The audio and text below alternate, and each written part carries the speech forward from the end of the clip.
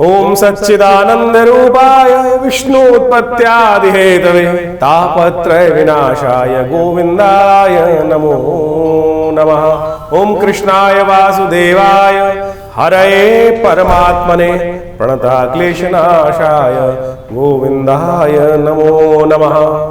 नमस्कार, स्वागत है आपका आचार्य वाणी में। मैं आचार्य डॉक्टर विक्रमादित्य हूँ। तुला राशि वालों के लिए ग्रह नक्षत्रों का प्रभाव सितंबर के अंतिम भाग में किस प्रकार का रहेगा, आज इस पर हम वार्ता करेंगे। और देखिए तुला राशि वालों, वैसे तुला राशि के अंदर बहुत सुंदर योग बन रहा है कि शुक्र स्वग्रही चल रहे हैं, अपनी राशि में चल रहे हैं और ये आपके लिए बहुत अनुकूल है। बहुत सारी चीज़ों में आपके लिए नई शक्ति का संचार होता दिखाई दे रहा है, लेकिन बहुत सारे ग्रहों का परिवर्तन का योग है। इस सितंबर मास में सूर्य, बुध, शुक्र, मंगल, ये सब ग्रह परिवर्तन की तरफ गए और परिवर्तन के अनुसार से श्राद्ध का समय भी आया और साथ साथ चल रहा है और साथ साथ दो ग्रहण भी पड़ रहे हैं इस समय में। तो इन सब का प्रभाव कहीं ना कहीं रहेगा। इसके साथ साथ सूर्य, केतु, बुध आपकी राशि के अनुसार से 12वें भाव में युति बना रहे हैं और उन पर मंगल की दृष्टि पड़ रही है और सितंबर खत्म होते ही चंद्रमा भी वहाँ विराजमान हो जाएंगे। चतुर्ग्रही योग बनेगा। ये कहीं ना कहीं अनहोनी का योग बनाता है विश्व के दृष्टिकोण से। और ऐसे में दो ग्रहणों के बीच में ये समय चल रहा है, सूर्य ग्रहण आने वाला है और उन सब का प्रभाव भी कहीं ना कहीं जिन जिन ग्रहण क्षेत्रों में ये ग्रहण पड़ेगा वहाँ कहीं ना कहीं अशुभता उत्पन्न करने के योग बनाता दिखाई दे रहा है। आपकी राशि के अनुसार से क्या कुछ प्रभाव लेकर आ रहा है समय, वो भी आप समझ लें। 21 तारीख का दिन, शनिवार का अवसर, आश्विन मास का कृष्ण पक्ष, चतुर्थी तिथि, चतुर्थी का श्राद्ध इस दिन रहेगा।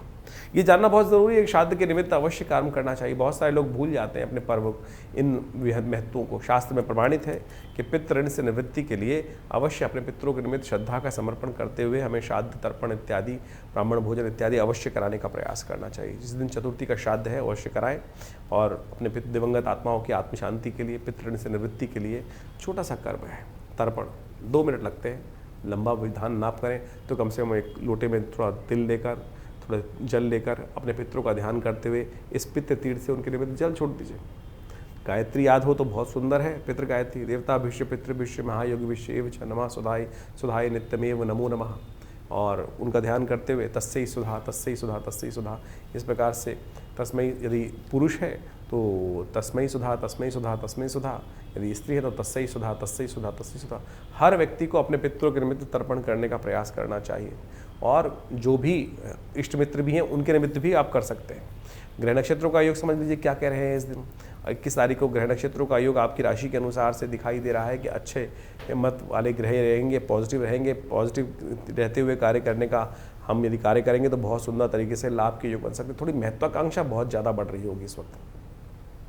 हमें अपनी सीमा पहचानते हुए कार्य करने का प्रयास करना चाहिए, नहीं तो कहीं ना कहीं हम फंस सकते हैं।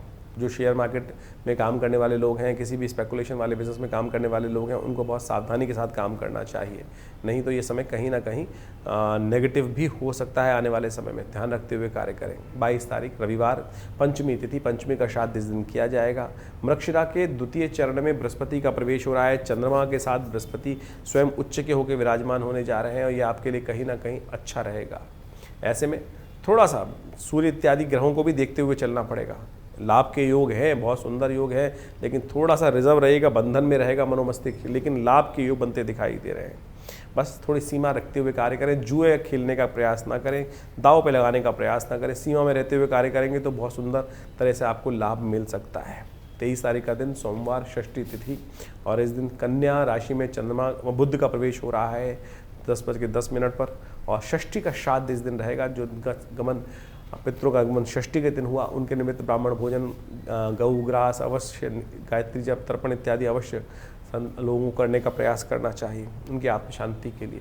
ध्यान रखते हुए कार्य करें कि ये बुध का जो परिवर्तन है ये आपके लिए बहुत अच्छा नहीं कहा जा सकता। सूर्य बुध केतु के साथ विराजमान होकर 12वें भाव में बैठे हुए हैं। ये कहीं ना कहीं अननेसेसरी के थोड़ी सी वीतरागिता, मन में कहीं ना कहीं नुकसान देने के योग बना सकते हैं। तो ध्यान रखते हुए कार्य करने की बहुत ज़रूरत है ऐसे समय में ग्रह नक्षत्रों के प्रभाव से। तो आप समझते हुए कार्य करेंगे तो अच्छा रहेगा। उपाय करें, नित्य प्रति गौ पूजन, गौ सेवा, बुद्ध का मंत्र का जप, ओम ब्राह्म ब्रीं ब्रौं से बुधाय नमः, इस मंत्र का जप अवश्य करने का प्रयास करना चाहिए।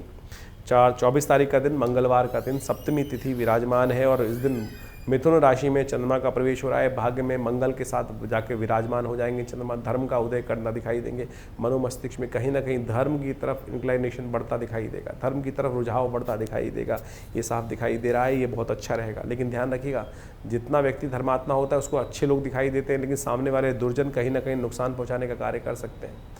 तो किसी की मीठी मीठी बातों में ना आइएगा। कोई आपको हल्का सा लोलुप देने का प्रयास करें, उसमें फंस जाएं, ऐसे ग्रह नक्षत्र बनते दिखाई दे रहे हैं कि अननेसेसरी के लोग आपको अपनी मीठी मीठी बातों में फंसाकर आपकी सज्जनता का, आपके सीधेपन का नुकसान दे सकते हैं। आने वाले 2-3 दिन ग्रह नक्षत्र इसी प्रकार के बन रहे हैं, तो सावधान होकर काम करना ज़रूरी है।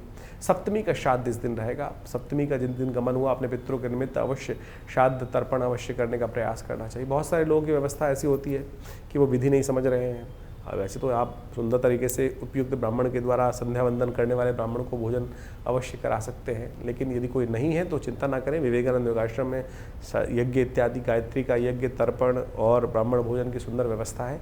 आप अपने दिवंगत आत्माओं के निमित्त इस सेवा का लाभ ले सकते हैं। फ़ोन नंबर्स आपके सामने स्क्रीन पर चल रहे हैं, उन पर संपर्क साधकर आप पूरी व्यवस्था जान सकते हैं।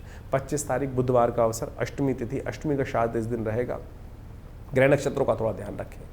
थोड़ा सा आपको विशेष तौर पर महत्वाकांक्षा पर कंट्रोल करने का प्रयास करना है। बहुत ज़्यादा उम्मीद बढ़ती दिखाई दे रही है और ऐसा दिखाई देता है कि आप आसमान के तारे भी तोड़ के लाने का बलबला रखते हैं, लेकिन बहुत ज़्यादा छलांग ना लगाएं। बहुत ज़्यादा छलांग को सीमित रखते हुए कार्य करें, तो ये बहुत ज़रूरी है आपके लिए, नहीं तो कहीं ना कहीं फंस सकते हैं। अष्टमी का श्राद्ध इस दिन है और उपाय के तौर पर श्री गणेश का सुंदर स्तवन करने का प्रयास करें। गणेश भगवान जो है बहुत बुद्धि के दाता हैं और समस्त प्रकार से अनिष्ट को दूर करने वाले। कहा जाता है सुमुखश्चैकदन्तश्च कपिलो गजकर्णकः लंबोदरश्च। ये विकट जो भगवान गणेश जी के 12 नाम हैं, इनका अवश्य स्तवन करते हुए कार्य करने का प्रयास करें। भगवान गणेश समस्त विघ्न हरेंगे। और 26 तारीख की हम बात करें, बृहस्पतिवार का अवसर, नवमी तिथि विद्यमान है। कर्क राशि में इस दिन परिवर्तन का योग बनाएंगे चंद्रमा, तो यानी आपके लिए ग्रह नक्षत्रों का प्रभाव ओवरऑल कहीं ना कहीं पॉजिटिव रहता दिखाई दे रहा है। सफलता के चांसेस बन सकते हैं। जो भी आप काम करेंगे शाम के समय कहीं ना कहीं पॉजिटिव सफलताओं के रास्ते प्राप्त करने के रास्ते बनते दिखाई देंगे। सौभाग्यवती स्त्रियों का श्राद्ध भी इस दिन किया जाता है। परिवार में कोई सौभाग्यवती स्त्रियां जिनका गमन हुआ हो, उनकी तिथि का ज्ञान ना हो, तो इस तिथि के दिन उन समस्त स्त्रियों का, उन समस्त दिवंगत आत्माओं की आत्मशांति के लिए श्राद्ध तर्पण इत्यादि करने से उनकी निवृत्ति का योग बनता है, उनकी तृप्ति का योग बनता है। नौमी का श्राद्ध इस दिन किया जाएगा। जिन लोग का गमन नौमी के दिन हुआ है पितरों का निमित्त, उनके निमित्त ब्राह्मण भोजन अवश्य कराने का आपको प्रयास करना चाहिए। मध्याह्न काल में शास्त्र में कहा गया कि मध्याह्न शब्द श्राद्ध के लिए सबसे प्रशस्त है, तो उस दिन ब्राह्मण भोजन, गायत्री जप, तर्पण ये सब सुंदर कराएं। इससे कहीं ना कहीं आपके ऊपर से पितृ ऋण का भार भी निवृत्त होगा। 26 तारीख के दिन के बाद 27 तारीख की बात करें, शुक्रवार का अवसर है, दशमी तिथि है। दशमी का श्राद्ध इस दिन किया जाएगा। ग्रह नक्षत्रों के दृष्टिकोण से समय आपको सफलता देने की योग बना रहा है। विश्वास रखते हुए कार्य करें। आप जितनी मेहनत करेंगे उसका लाभ आपको मिल सकता है, बस मेहनत में कोताही ना करें। ये कहीं ना कहीं एक ग्रह योग जो है वो ऐसा भी दिखाई दे रहा है कि मेहनत से सफलता का योग बनने के अच्छे चांसेस आपके लिए बनते दिखाई दे रहे हैं। गौ पूजन कर श्राद्ध चल रहे हैं। गौ पूजन करना वैसे ही बहुत सुंदर है और इस दिन शुक्रवार का अवसर है, तो अवश्य गाय के निमित्त कुछ पूजन इत्यादि करके काम करने का प्रयास कीजिए, अच्छा रहेगा आपके लिए। 28 तारीख का दिन शनिवार और एकादशी का योग बन रहा है और एकादशी के दिन जिनका गमन हुआ है उस दिन उनका श्राद्ध किया जाना चाहिए। ऐसे में एक समस्याएं उत्पन्न होती हैं, बहुत सारे लोग मन में भ्रांति होती है। एकादशी के दिन बहुत सारे लोग उपवास में होते हैं, मुझे नहीं करा सकते, तो कच्चा अन्न भी आप दान कर सकते हैं, फलाहार दान कर सकते हैं। ये आपके लिए अनुकूल रहेगा, चिंता ना करें। इसके साथ साथ ग्रह नक्षत्रों का प्रभाव क्या है वो समझें। देखिए, आपकी राशि के अनुसार से आपके लिए उत्थान के योग हैं, पॉजिटिव है। आप रहते हुए कार्य करें, चिंता ना करें। आगे बढ़ने के लिए ग्रह योग अच्छे दिखाई दे रहे हैं। शनि आपके इन दिनों बुद्धि स्थान में चलते हुए वक्र अवस्था में है। ये एक समस्या का कारण है कि सही दिशा हमको प्राप्त करने में समस्याएं आ रही हैं, उसमें भ्रांति उत्पन्न हो रही है कि ये दिशा जाऊं कि ना जाऊं। कोई भी आपके साथ न्याय करने में दिक्कत करने के योग बना रहा है, अननेसेसरी का नुकसान देने के योग बना सकता है। तो ऐसे में शनि को प्रसन्न करने का प्रयास करें, शनि को मनाएं, सदा सुख पाएं। और इस दिन एकादशी और शनिवार का योग बना है। पिछले 2 बार से एकादशी शनिवार को ही पड़ रही है, बड़ा सुंदर योग बन रहा है। भगवान विष्णु की सुंदर उपासना, गदाधर भगवान विष्णु की उपासना, थोड़ा तिल लेकर भगवान विष्णु को अर्पित करने का प्रयास करें। तिल का थोड़ा सा आप यज्ञ भी कर लें, ओम प्रांग प्रींग प्रोंग से शनिश्चराय नमः। तिल के तेल का मर्दन कर लीजिए, तिल का दान कर दीजिए। ये समस्त शनि को प्रसन्न करने के उपाय हैं। तिल का संबंध भगवान विष्णु के साथ भी है, कहा जाता है, और शनि के साथ भी है। और शनि को मनाने के लिए तिल का दान सबसे श्रेष्ठ है। भगवान विष्णु के त्वचा से उत्पन्न हुआ है तिल, तो कहा जाता है कि भगवान विष्णु के निमित्त भी पूजन करते हुए उनका उपयोग करेंगे तो बहुत सुंदर रहेगा। ये तिथि बहुत खास है, तो इसका ध्यान रखते हुए कार्य कर लीजिए। आपके ग्रहों कष्टों को दूर करने का योग बन सकता है सुंदर तरीके से। 29 तारीख रविवार का अवसर, द्वादशी तिथि, और सन्यासियों का श्राद्ध भी इस दिन किया जाता है। घर में कोई व्यक्ति, परिवार में कोई व्यक्ति कई बार सन्यास ग्रहण कर लेते हैं, तो इस दिन उन सन्यासियों के निमित्त भी शास्त्र में श्राद्ध करने का प्रमाण मिलता है, तो अवश्य इन सब कार्यों को करना चाहिए। द्वादशी का जिस दिन गमन हुआ उनके निमित्त इस दिन श्राद्ध किया जाएगा। ग्रह नक्षत्र परिवर्तन की तरफ जा रहे हैं और सिंह राशि में चंद्रमा का जो प्रवेश हुआ है ये आपके लिए कहीं ना कहीं कुछ ना कुछ पॉजिटिव कर सकता है, लेकिन ध्यान रखिएगा आपके बहुत सारे कार्यों में ऐसा हो सकता है कि लाभ की स्थिति बनते बनते लास्ट मोमेंट में कोई आपको मक्खी की तरह दूध से बाहर निकालने का योग बना दे। तो ऐसे में थोड़ा सा अपने कर्म के प्रति थोड़ा सा ध्यान, अलर्ट रहते हुए कार्य करने की ज़रूरत है। एग्रीमेंट्स वगैरह प्रॉपर्ली करते हुए कार्य करें, नहीं तो जैसे काम कराने के बाद चर्ची भाई किसके दम लगाए, किसकी ऐसी स्थिति उत्पन्न हो सकती है। ध्यान रखिएगा, बहुत सारे लोग धोखा देने के लिए आपको तत्पर हैं। आने वाले 2-3 दिन इस प्रकार के योग बनते दिखाई दे रहे हैं। रविवार का अवसर है, भगवान सूर्य का अवश्य ध्यान करें। हमने एक अलग से वीडियो बनाया था, सूर्य का क्या प्रभाव होगा ये आपको बताने का प्रयास किया था। तुला राशि वालों इसको अवश्य सुन लेना, क्योंकि सूर्य इन दिनों आपके लिए कहीं ना कहीं नुकसान देने के योग बना रहे हैं। रविवार है तो भगवान गायत्री का जप करें, भगवान सूर्य को अर्घ दें, उससे कहीं ना कहीं सूर्य का नेगेटिव प्रभाव दूर होगा। 30 तारीख के दिन सोमवार का अवसर, त्रयोदशी तिथि है और साथ साथ सोम प्रदोष का सुंदर योग बन गया है। जब सब ग्रह अनुकूल न चल रहे हों, कहीं ना कहीं कष्ट हो, तो बार बार कुछ ना कुछ देव योग से अच्छे योग बन के आ जाते हैं और ऐसे में भगवान की शरणागति प्राप्त कर आप समस्त कष्टों को दूर कर सकते हैं। देखिए जैसा सूर्य, बुध, जब सब ग्रह आपके 12वें भाव में चल रहे हैं केतु के साथ, और ऐसे में चंद्रमा भी कुछ दिन में वहाँ आने वाला है, तो ऐसे में ये सब कहीं ना कहीं कष्ट के योग बनाते दिखाई दे रहे हैं, नुकसान के योग बनाते दिखाई दे रहे हैं। तो देव कृपा से सोम प्रदोष का योग बना। सोम प्रदोष का एक समय ऐसा आता है कि जब भगवान शंकर स्वयं रक्षा करने के लिए उपस्थित होते हैं। कहा जाता है कि सोम प्रदोष के दिन सोमवार और त्रयोदशी का योग बन जाए तो शाम के समय भगवान शंकर पार्वती जी के साथ संसार का भ्रमण करते हैं और जो जो उनकी आराधना करते मिलते हैं उनको समस्त आशीष, समस्त कष्ट दूर करने के योग बन जाते। तो अवश्य इस शुभ तिथि का लाभ लें। शाम के समय भगवान शंकर का जल से, दूध से अभिषेक करने का प्रयास कीजिए, उससे कल्याण होगा, कष्ट भी दूर होने के योग बनेंगे। श्राद्ध चल रहे हैं और श्राद्ध में किस प्रकार से आपको कार्य करना चाहिए, कौन सी श्राद्ध के मन में शंकाएं हैं, वो सब निवारण हम कर रहे हैं आपके लिए। तो जैसा भी आपने सुना, पूरा सिलसिलेवार तरीके से आपकी राशियों में किस प्रकार का योगायोग बनता दिखाई दे रहा है। इसके साथ साथ हमने आपको विशेष तौर पर बताया श्राद्ध के बारे में। श्राद्ध भारतीय संस्कृति का एक ऐसा विषय है जिसको कहा जाता है श्रद्धा का समर्पण। श्राद्ध का नाम ही श्रद्धा के समर्पण से बना है और भारतीय सनातन संस्कृति का एक ऐसा अद्भुत विभाग है कि जिसको हम समझ लेते हैं कि मृत्यु एक जीवन का अंत है। देखिए, मृत्यु एक जीवन का चक्र है, जन्म मृत्यु।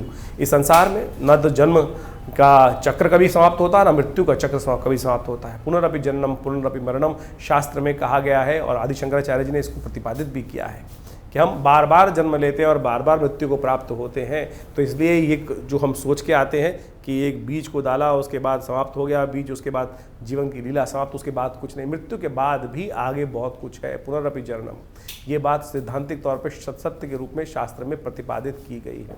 श्राद्ध उसका वास्तविक तौर पर प्रमाण है, ज्योतिष उसका वास्तविक तौर पर प्रमाण है कि हम पुनर्जन्म में विश्वास करने वाले लोग वास्तविक तौर पर भारतीय संस्कृति का एक वैज्ञानिक स्वरूप है ज्योतिष।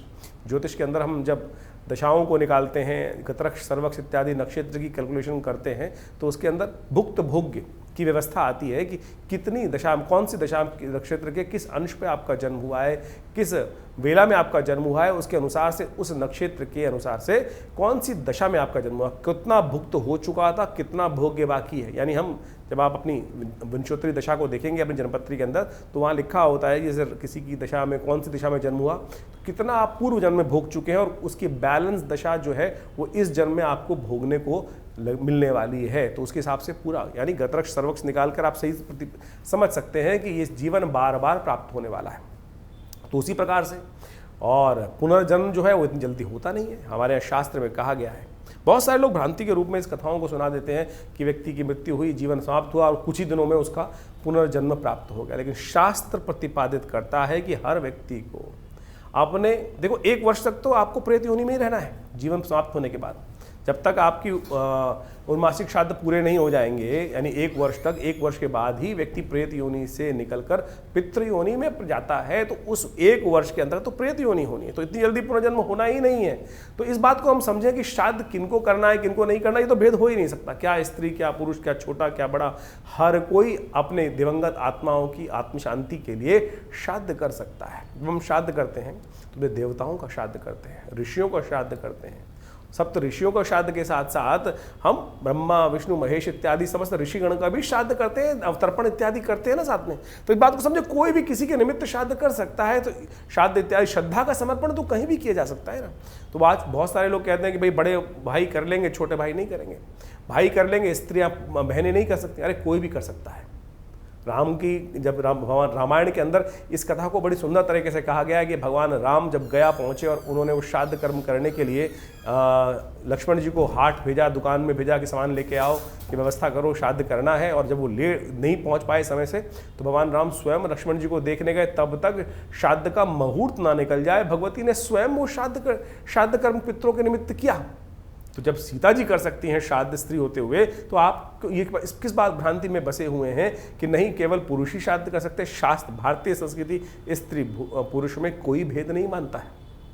ये बात हमको अच्छे से समझ लेनी चाहिए। कुछ लोगों ने इनको अनेक प्रकार से उपस्थित करने का प्रयास किया। वो मति भ्रम हो सकता है, व्यक्तियों के ज्ञान के ऊपर समस्या हो सकता है। लेकिन जो मैं कथा में आपके समक्ष उपस्थित कर रहा था कि भगवान राम की अनुपस्थिति में भगवती सीता ने स्वयं पितृ इत्यादि यानी दशरथ इत्यादि जी का श्राद्ध करने के लिए गया में सुंदर व्यवस्था बनाई।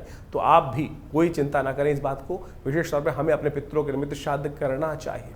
कई लोग ऐसा कह देते हैं गया का नाम आया है तो हम गया में जाके पिंड छुड़ाया है, उसके बाद आगे करने की आवश्यकता नहीं है।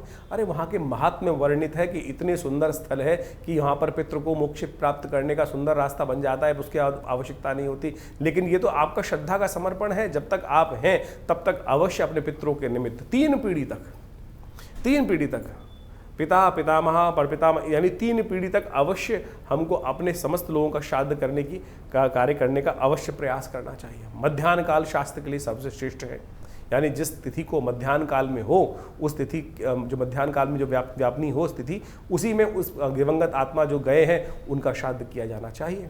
यदि आपको ज्ञात है कि किस समय उनका गंतव्य हुआ, उस समय प्रत्यक्ष रूप से कौन सी तिथि विद्यमान थी, उस तिथि में चाहे कृष्ण पक्ष है चाहे शुक्ल पक्ष है, तो इन श्राद्ध अश्विन के श्राद्ध के समय में पितृपक्ष के दौरान उनका अवश्य तर्पण। और श्राद्ध में क्या क्या करना चाहिए? वैसे तो विधान बहुत लंबा चौड़ा है, जितना आप कर सकते हैं। गायत्री जप अवश्य करें, तर्पण अवश्य करें, पिंडदान अवश्य करने का प्रयास करें। तर्पण इत्यादि के साथ साथ गायत्री का जप कर सकते हैं, गायत्री का यज्ञ कर सकते हैं, ब्राह्मणों को भोजन करा सकते हैं, गऊ के घास निकाल सकते हैं, चींटी, भुक्षुक, कौआ, काग इत्यादि के लिए अवश्य कुछ भोज्य पदार्थ, श्वान के लिए भोज्य पदार्थ अवश्य निकालने का, ये बलि अवश्य करने का प्रयास करना चाहिए। ये शास्त्र में विधात वर्णित है। तो अवश्य हमें सबको जितना हो सके, कोई ब्राह्मण नहीं मिल रहा है, ब्राह्मण मिल जाए तो बहुत अच्छी बात है, नहीं तो गऊ के निमित्त एक प्लेट में खाना लगाया, भोजन किया, उनका तर्पण करते हुए साथ साथ उनको समर्पित करने का प्रयास करें। और कोशिश ये करें अवश्य श्राद्ध के साथ। नहीं व्यवस्था हो पा रही तो कोई चिंता नहीं, आप 2 केले भी दान कर देंगे तो भी आपके पितृ आपको आशीर्वाद। बहुत सारे लोग पितृ दोष से समस्या उत्पन्न कर लेते हैं कि पितृ दोष हो गया कुंडली में। अरे पितृ दोष नहीं होता, पितृ ऋण हो सकता है।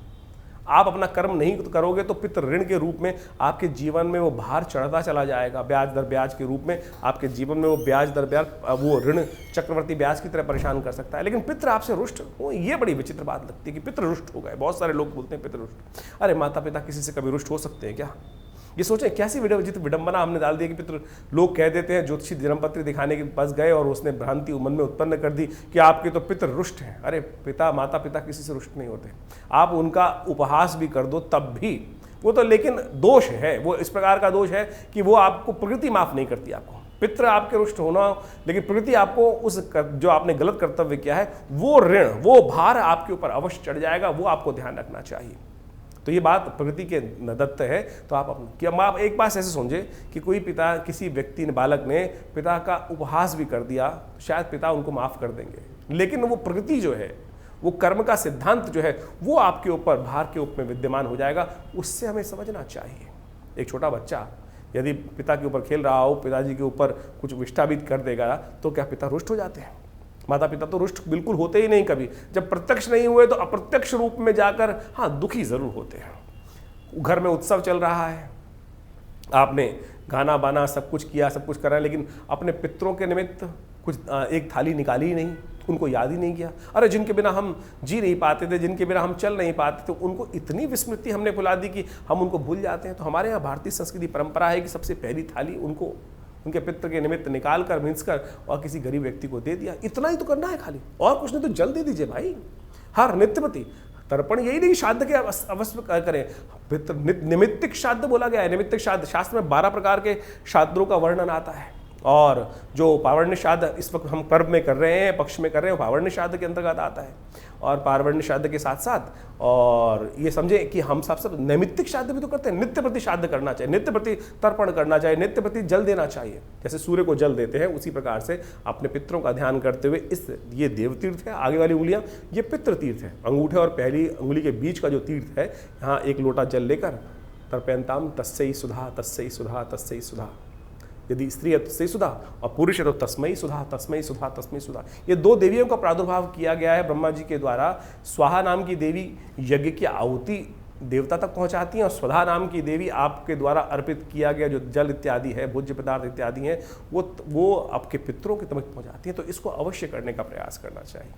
हमने विवेकानंद योगाश्रम के में एक विशेष व्यवस्था करी है कि इन पितृपक्ष के दौरान में यदि आप घर में किसी कारण से नहीं कर पा रहे हैं या कर पा रहे हैं, पूर्ण विधि नहीं हो पा रही है, गायत्री यज्ञ नहीं हो पा रहा है, तो हम आश्रम से संपर्क साध सकते हैं। आश्रम में पूर्ण व्यवस्था है, पूरा दिन यज्ञ की सुंदर व्यवस्था रहती है। नित्य प्रति 8 घंटे यज्ञ किया जाता है। तो अपने पितरों के निमित्त गायत्री का यज्ञ, तर्पण, ब्राह्मण भोजन इत्यादि समस्त प्रकार से करने की व्यवस्था रहेगी। आप अपने यदि किसी कारण से नहीं हो पा रहा है तो विवेकानंद योगाश्रम से फोन संपर्क साधकर आप अपने समस्त पितरों के निमित्त तर्पण इत्यादि, ब्राह्मण भोजन इत्यादि, गायत्री यज्ञ इत्यादि की सुंदर व्यवस्था, गौ ग्रास की सुंदर व्यवस्था करने के लिए सुंदर आश्रम से संपर्क साध सकते हैं। आश्रम में गौशाला भी है, सब कुछ व्यवस्था पूर्ण विधि के साथ की जाएगी। तो आप सब इन सब श्राद्धों में ऐसा ना करें कि हम सब लोग केवल ये परिपाटी भूल जाते हैं। बहुत सारे लोग तो क्या नई गाड़ी नहीं खरीदेंगे, नए वस्त्र नहीं खरीदेंगे, नया कुछ और समस्याओं कर देते, इतना करके बस छोड़ देते हैं। अरे ये सब तो बहुत भौतिक चीज़ें हैं। मुझे बताइए, आपके नए वस्त्र खरीदने से आपके पितृ रुष्ट होंगे या आप प्रसन्न होंगे? आपके पिता माता पिता आपकी तरक्की को देखकर, आपकी नई गाड़ी को देखकर अरे प्रसन्न नहीं होंगे भाई। ये कहाँ से व्यवस्था चल गई कि केवल गाड़ी नहीं खरीदना, चाँद चल रहे हैं गाड़ी नहीं खरीदेंगे, और फिर नई जनरेशन आती है उनको आप समझा नहीं पाते हैं। तो समझे ये चीज़ नहीं है। वासना युक्त जीवन, हमको ये बात ध्यान रखनी कि वासना युक्त जीवन में नहीं, संयमित जीवन जीते हुए उनको भी याद, उनका श्रद्धा का समर्पण करते हुए हम अपनी आपके सुंदर सौंदर्य जीवन से, आपके आगे बढ़ते हुए जीवन को देखकर आपके प्रति कतई आपसे अप्रसन्न नहीं हो सकते, दुखी नहीं हो सकते। इन सब भ्रांतियों को हटाने का प्रयास करें। आप नए वस्त्र घर में लाएंगे तो अपने पिता के निमित्त भी कुछ लेके आइए ना। हमारे एक मिलने वाले थे, उनकी मृत्यु हो गई और उन्होंने स्वयं आके कहा कि वो जब चले गए तो पंडित जी के लिए कपड़े लाने थे उनको, उनकी श्राद्ध कर्म के दिन। तो वो जो स्त्री थी थोड़े हल्की क्वालिटी के कपड़े ले आई। जब वो पंडित जी को दे रही थी तो उसके बाद ऐसा हुआ कि वो दिवंगत आत्मा ने आकर स्वयं बोला, क्या मैं इतना पैसा समृद्धि छोड़ के गया था, क्या मेरे निमित्त तुम अच्छे वस्त्र भी दान नहीं कर सकते? यही ऐसी ही कथा रामायण में मिलती है। कहा जाता है कि भगवान राम जब अपने पिता के श्राद्ध करते हुए ब्राह्मण भोजन करा रहे थे तो भगवती को उन्होंने बाहर बुलाया। वनवास की स्थिति थी, भगवती नहीं आई बाहर, तो भगवान राम ने ब्राह्मण जी को भोजन कराने के बाद उसके बाद उनसे पूछा भगवती से कि आपको बुलाया, आप आई नहीं। बोले जब आप भोजन करा रहे थे तो मैं साक्षात देख रही थी कि यहाँ पर स्वयं हमारे पितृ उसी रूप में विद्यमान हैं और उनको भोजन करा रहे हैं आप। तो मैं उनको इस अपनी सन्यासी अवस्था में बाहर आकर, सन्यासी वल्कल वस्त्र धारण करे हुए इस अवस्था में आकर उनको दुखी नहीं करना चाहती थी। तो सोचे ये साक्षात इतनी सुंदर कथा शास्त्र में वर्णित है कि हम जो ब्राह्मण को भोजन करा रहे हैं वो साक्षात वही है कि पितृ हमारे घर आकर उसको ग्रहण कर रहे हैं। ये है श्रद्धा का समर्पण। आप ये सोच के बैठे ब्राह्मण भोजन करा रहे, टाइम बार बार देखे जा रहे हैं, कब जाएंगे पंडित जी, कब कितना खाएंगे, कितनी रोटी खाएंगे। ये स्थिति मन में ना रखें। श्रद्धा का समर्पण पूर्ण श्रद्धा के साथ सोचें। आप जब पितृ ऋण चढ़ता है ना, जब नहीं आप निवृत्त करते हैं तो कितना भार, जीवन में चलते चलते व्यवसाय में कष्ट, कुछ ना कुछ चलते हुए गलती हुई गाड़ी रुक जाती है, अनेक प्रकार की जो समस्याएं जीवन में उत्पन्न हो जाती है, समझ में ना आ रहा हो तो कहीं ना कहीं सोचना, क्या आपने पितृ ऋण से निवृत्ति का मार्ग सोचा है? ये श्राद्ध जो है ये वर्ष में जो 16 दिन का दिन आते हैं ये इसीलिए है कि अपने पितरों को याद रखो। वैसे तो नित्य प्रति करना चाहिए, तो आप इस विज्ञान को, इस अध्याय को सही रूप से समझने का प्रयास करें। हमारा इस चैनल के माध्यम से इन सब विज्ञानों को आपके समक्ष उपस्थित करने का ही एक प्रयास है। और विवेकानंद योग आश्रम इन समस्त कर्मों में आपके साथ रहता है। भी आने वाले दिनों में बड़े विशेष तौर पर नवरात्र आने वाले हैं और नवरात्रों में भी बहुत विशाल यज्ञ माँ भगवती के सानिध्य में वहाँ रहेगा, उसमें भी आप जुड़िएगा। धन्यवाद, नमस्कार।